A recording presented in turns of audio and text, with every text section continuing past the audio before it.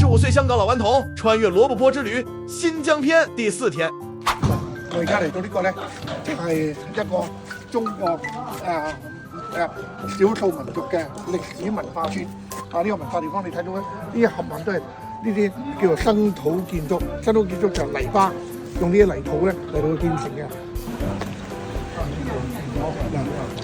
呢個就喺清真寺門外咧個廣場，好多呢啲畫家咧、藝術家咧就喺度作業，喺度呢度寫生。呢個地方係寫生嘅好特別、好特色嘅地方，就係吐魚溝石掘。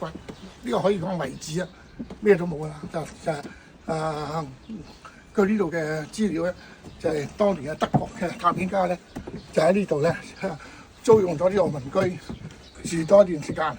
但係呢個探險家咧，其實志不在住，係住喺呢度，就係嚟到呢個石掘咧，就係盜取咗呢度所有石掘嘅大部分嘅文物。咁所以而家文物咧喺呢度已經係見唔到啦。就係大部分嘅文物咧，呢個石窟咧已經係搬移到去歐洲其他嘅好多博物館裏面㗎啦。好而家嚟到呢個新疆嘅大沙漠，呢個就叫庫木塔格大沙漠。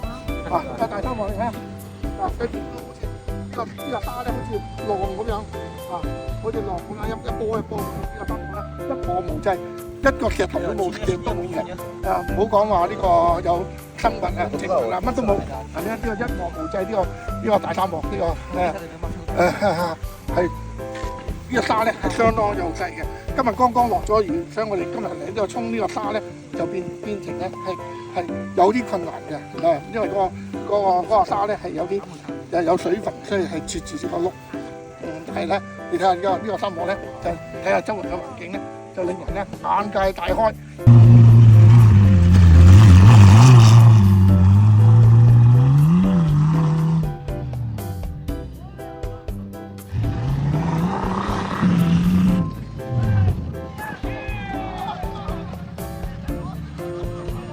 大概3個月前我嚟嘅時候咧，呢個棉花球，但係而家呢個咧棉花球咧已經爆出嚟啦。我哋睇到咧，你睇下啲棉花啦，呢個就係棉花棉絮啦，你話已經結果啦，結咗棉花咁樣啦，你睇下，哇，成片都係，真係好壯觀。